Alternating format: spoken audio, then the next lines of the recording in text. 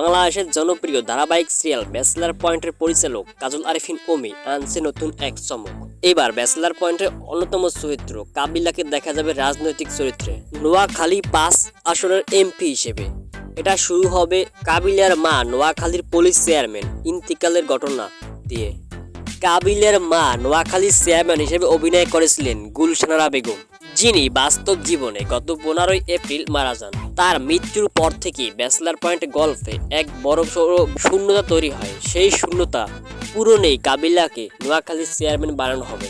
নাটকে আগের পর্বগুলো দেখা গিয়েছিল কাবিলার মা নোয়াখালীর চেয়ারম্যান এবং কাবিলা পড়াশোনা করার জন্য ঢাকাতে পাড়ি জমিয়েছেন, কিন্তু তার মায়ের রাজনৈতিক প্রভাব তাকে সবসময় অনুপ্রাণিত করতেন। নাটকের আগের পর্বগুলোতে কাবিলাকে বলতে শোনা যায়, সে বলে যে আমিও একদিন নোয়াখালীর এমপি হব।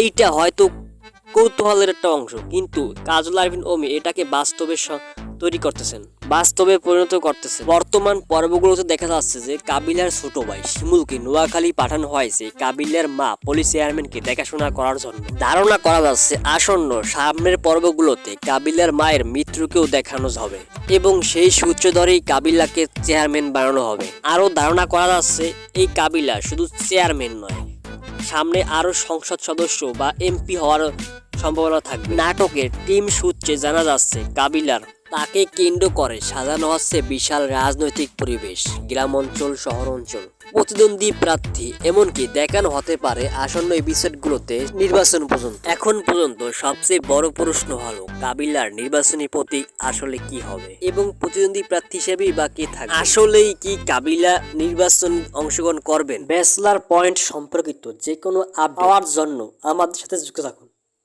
এবং আপনারা এখনও যারা সাবস্ক্রাইব করেননি প্লিজ দয়া করে সাবস্ক্রাইব করে আমাদেরকে সাপোর্ট এবং ভালোবাসা দিয়ে সামনে এগিয়ে যেতে সাহায্য করুন।